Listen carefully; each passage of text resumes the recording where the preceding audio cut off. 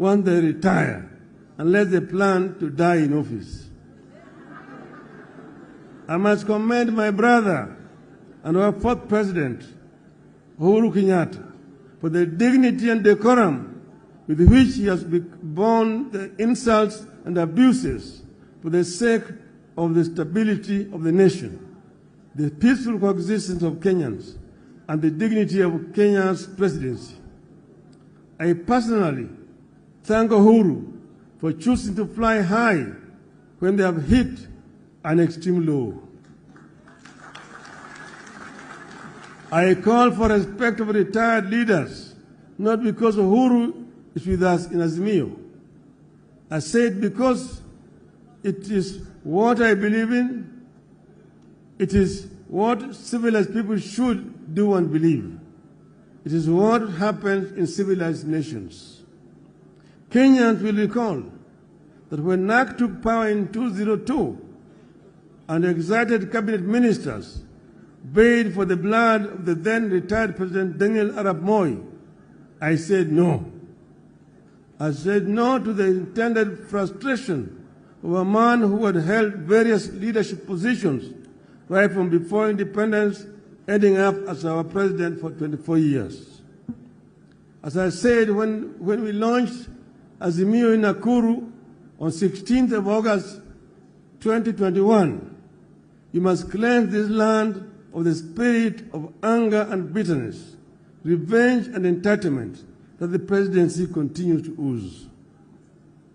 You must also build electoral systems that are resilient, transparent, accountable, and respect the wishes of the voters as expressed at the ballot.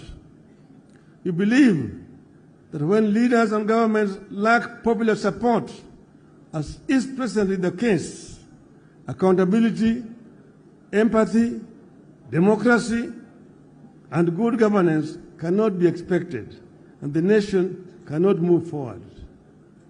This is the tragedy that afflicts this country today.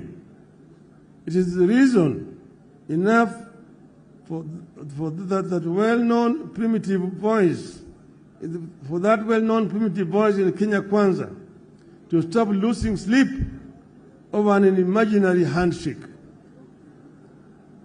Kenya Kwanza is too shady to be embraced.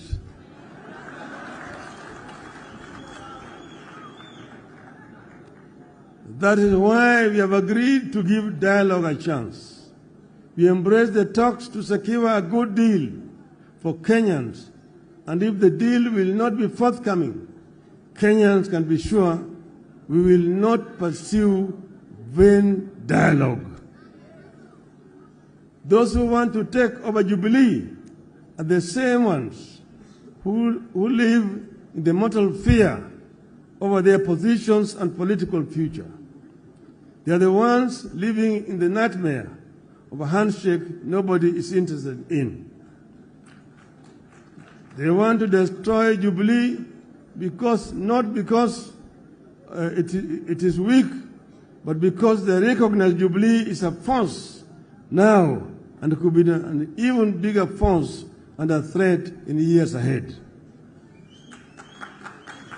I urge you to stay focused in creating an atmosphere that will allow the country to take a critical look at traditions and institutions with a view to creating an